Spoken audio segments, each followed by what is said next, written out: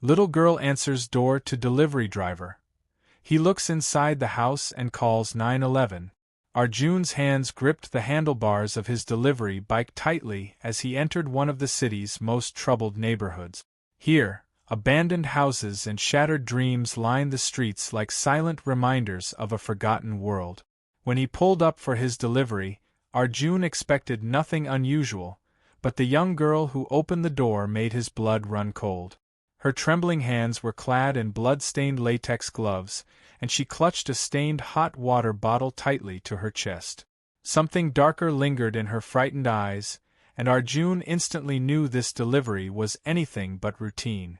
What he would uncover that day would expose a side of the city he never imagined, a place where desperate souls had been abandoned by those who were supposed to care. Before we dive into this gripping story, comment below where you're watching or listening from today.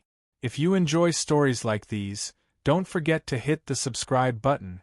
The late afternoon sun stretched long shadows across the bustling streets of Millbrook as Arjun Mehra raced toward Frank's Pizza, his heart pounding in his chest.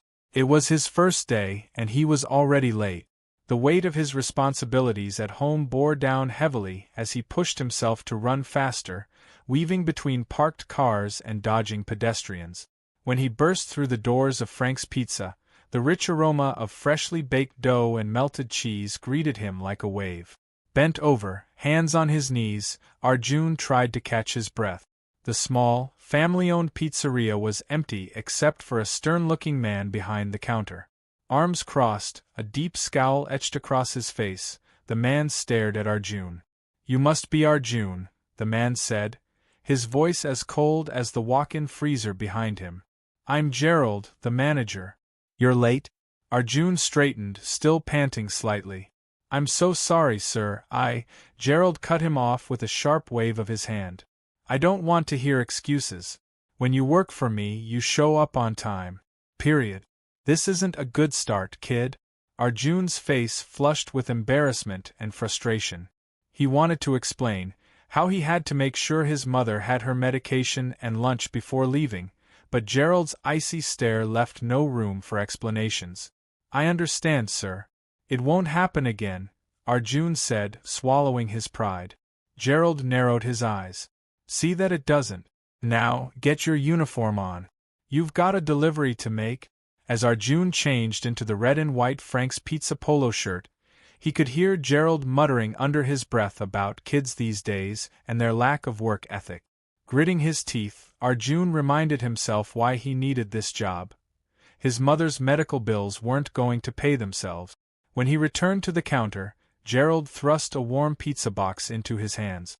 "Small margarita to 357, Willow Lane," he said gruffly. Then, lowering his voice to a near whisper, he added, "Word of advice, kid. That area's rough. Just deliver and go. Don't hang around and don't ask questions. Got it?" "Yes, sir. Deliver and go," Arjun replied, a bit unsettled by Gerald's tone. The sun dipped lower in the sky as Arjun mounted his motorbike, painting the town in shades of orange. As he rode toward Willow Lane, he tried to focus on the positive. He had a job now, a way to support his mother. Things were finally looking up. But as the well-kept streets of downtown gave way to neglected neighborhoods, Arjun's optimism waned. The change was stark, like crossing an invisible boundary into a forgotten part of town. Cracked sidewalks and overgrown yards lined the street, and the houses stood like weary sentinels with peeling paint and darkened windows. Gerald's warning echoed in his mind as he approached 357 Willow Lane. The house seemed to cower from the street, its weathered siding a patchwork of faded colors. The front yard was a tangle of knee-high grass and rusted lawn ornaments, half buried in weeds. Dismounting his bike, Arjun felt the warmth of the pizza box against his side. Taking a deep breath, he steeled himself and walked up the weed-choked path to the front door. The porch creaked ominously beneath his feet, and he wondered briefly if it would hold his weight. "Pizza delivery," Arjun called out, his voice unnaturally loud in the stillness. No response. "Delivery for Sophie?" He tried again. Still nothing. Shifting uncomfortably, Arjun glanced back at his bike, debating whether to leave the pizza and go. But something held him back, a nagging feeling he couldn't ignore. Just as he was about to turn away, the door creaked open. A young girl peered out, her small face partially hidden behind the door. She looked disheveled, her clothes stained and her hair a tangled mess. Her eyes darted nervously, never meeting Arjun's gaze. As the door opened wider, a sharp, unpleasant odor wafted out, a strange mix of bleach, something metallic, and the earthy smell of wet soil. "Are you okay?" Arjun asked gently, concern overriding his discomfort. "Have you been cooking something?" The girl mumbled a quiet no, her eyes still avoiding his. Before Arjun could say anything more, she snatched the pizza box from his hand and retreated inside, closing the door softly. For a moment, Arjun stood there, staring at the closed door. The encounter left him unsettled, a knot of worry forming in his stomach. He handed the box to Arjun with a firm reminder. The caller specifically requested this one to be delivered quickly. "Remember, just deliver the pizza and get back here." Gerald, sensing Arjun's lingering unease, tried to lighten the mood with a joke. "Hey, if anything happens to that delivery bike because you hung around too long, you'll be paying for it," he said with a smirk. Arjun didn't laugh. The joke fell flat against the growing discomfort he couldn't shake. As he left the shop with the pizza in hand, he felt caught between Gerald's instructions and his own sense of unease. The warm pizza box in his hands grew heavier with each step, a physical reminder of the conflict brewing inside him. Mounting his motorbike, Arjun felt an inexplicable tension as he prepared to head back to Willow Lane. This time, the journey felt different.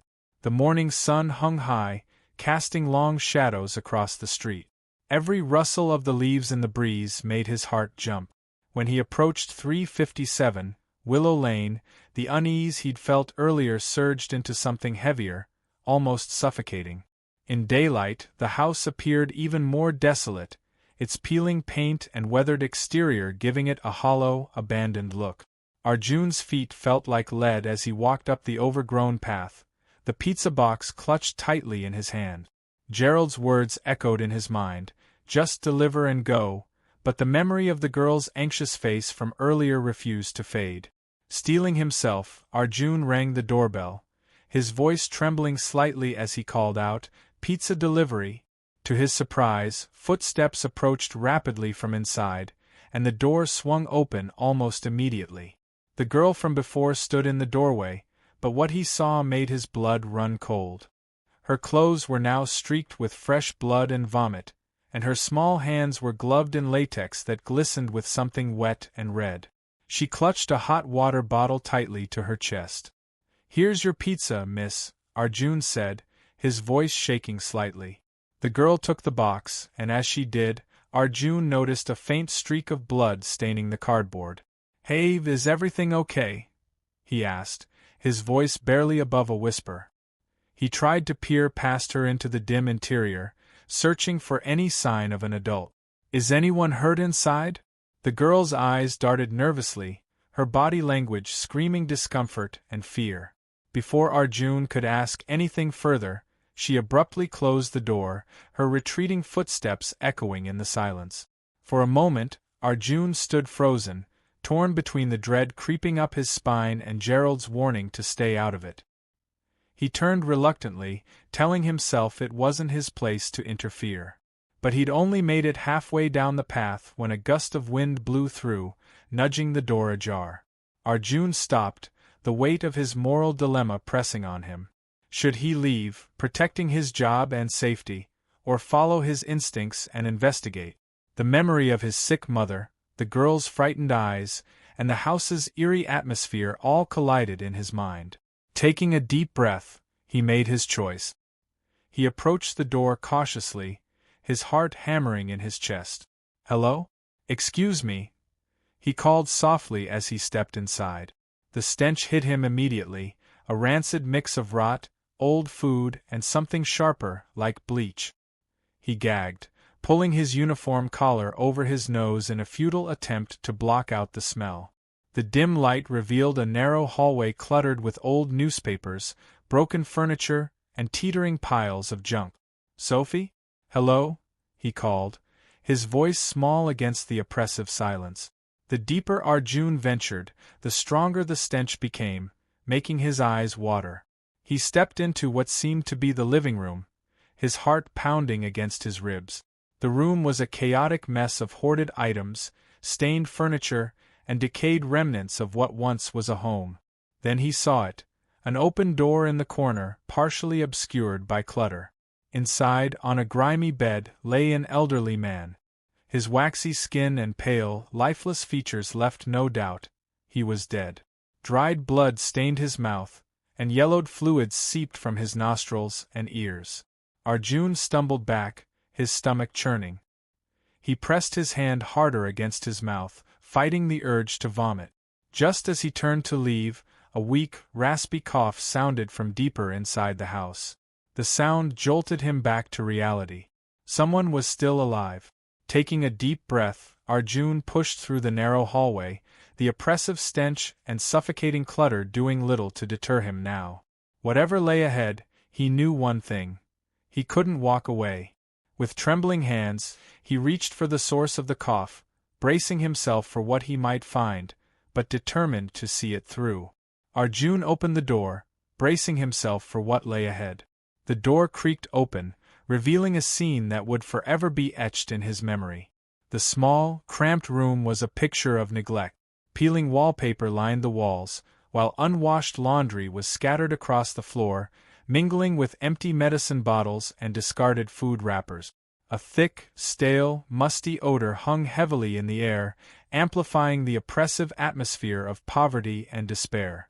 At the center of the chaos, illuminated by the weak glow of a bedside lamp, was a sagging, worn bed. An elderly woman, clearly the girl's grandmother, lay on it, her pale face drawn and her breathing shallow and labored. Beside her sat the young girl from the doorway, carefully placing a hot water bottle on her grandmother's frail body. Arjun noticed her breaking off small pieces of pizza and gently bringing them to her grandmother's lips with trembling hands. Between attempts, she took tiny bites herself, struggling to stay nourished. The sight of a young child acting as a caregiver, with nothing but a pizza to sustain them, sent a wave of compassion and horror through Arjun. When Sophie noticed him, she looked up, her wide eyes filled with fear and exhaustion. She instinctively recoiled, clutching the pizza box tightly as though it were a shield. "Please don't hurt me," she cried, her voice trembling. "I don't have anything. Just take what you want and go." The raw panic in her voice struck Arjun to his core. He immediately raised his hands, speaking in the softest, most reassuring tone he could muster. "I'm not here to hurt you, Sophie. I'm the delivery guy. I just want to help." He took a step back to give her space, trying to show he meant no harm. Gradually, the fear in Sophie's eyes began to fade, replaced by cautious curiosity. "My name's Sophie," she said quietly, her voice barely above a whisper. "And this is my grandmother, Evelyn." Arjun nodded, offering a gentle smile. "It's nice to meet you both, Sophie." He hesitated for a moment before softly asking, "Can you tell me about the man in the other room? Is he?" Sophie's face fell, and her eyes filled with tears. "That's my grandpa Thomas," she replied shakily. He passed away 2 days ago. I didn't know what to do, so I moved him to the other room." Arjun's mind reeled as he pictured the small girl struggling to move her grandfather's lifeless body. He wanted to ask her more but held back, realizing it wasn't the right time. Instead, he gently asked, "You've been here alone since then?" Sophie nodded, wiping her eyes with the back of her hand. "I've been trying to take care of Grandma. She's so sick, and I didn't know who to call for help." Arjun glanced at the pizza box in her hands. "And the pizza? How did you manage to get it?" Sophie's eyes flicked to a small pile of items in the corner, old jewelry, knickknacks, and a few electronics. "I've been trying to sell some things," she explained. "I found a little money. Grandma loves pizza, and I thought it might make her feel better." Suddenly, something clicked in Arjun's mind. "Your grandmother. She was the one who called the pizza shop earlier, wasn't she? Sophie looked surprised but nodded. Yes. She insisted on calling herself. She was having a good moment, and I thought maybe things were getting better. But then she started coughing up blood, and I tried to clean her area with bleach. Arjun's eyes softened as he nodded in understanding. That explains the gloves and the stains on your clothes earlier. His heart ached for the brave, resilient child who had been carrying such a heavy burden on her own. Kneeling beside her, he said gently but firmly, "Sophie, you've been so strong. But you don't have to do this alone anymore. Your grandmother needs help. Let me call someone." Sophie tensed, shaking her head. "No police. No ambulance. They'll separate us. Please, sir, no."